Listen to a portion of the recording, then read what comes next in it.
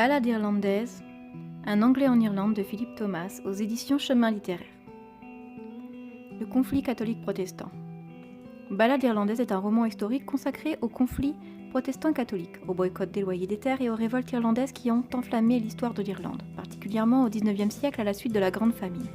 Une romance historique vient illuminer ces heures sombres et lui donner une touche intime. De temps immémorial, l'Irlande a vu ses terres confisquées par l'aristocratie anglaise. Pour pouvoir travailler sur leur sol, les paysans étaient obligés d'acquitter des loyers exorbitants aux propriétaires. Au premier, la peine de survivre, mais aux lords et aux ladies, les châteaux et les fêtes brillantes. Le boycott des loyers. En 1866, un jeune Anglais, John Fielding, recruté comme régisseur par le Lord Maire de Galway, Anthony Ashton, découvre la dure réalité irlandaise. Il est bientôt confronté à un cas de conscience. Devra-t-il poursuivre le recouvrement des loyers auprès des fermiers ou cédera-t-il à un mouvement de compassion au risque de mécontenter le propriétaire ? Du côté du cœur, un autre choix s'offre à lui. Courtisera-t-il la fille du président du tribunal, Mary Hills, ou inclinera-t-il vers l'attrayante mais pauvre Catherine Fitzgerald ? Pendant ce temps, dominant les destinées individuelles, la révolution industrielle étend son empire de forges, de vapeur grasse et d'argent. La révolte gronde.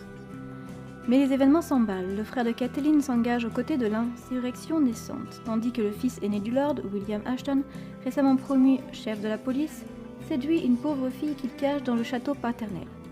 Et de tous côtés, s'attisent les passions, les rancœurs et les désirs de vengeance. Quel parti rejoindra John Fielding ? Celui des aristocrates ou celui des paysans ? Des Anglais ou des Irlandais ?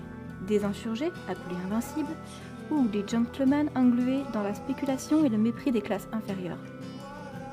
Les haines ancestrales permettront-elles à Kathleen et John d'unir leurs destinées et la révolte qui gronde ne finira-t-elle pas par tout embrasser ? Alors c'est un roman historique, mais avec une petite touche de romance.